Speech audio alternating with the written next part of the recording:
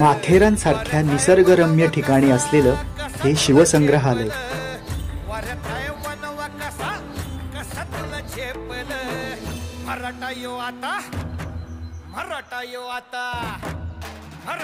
आता उभी पाठशाही ठोकल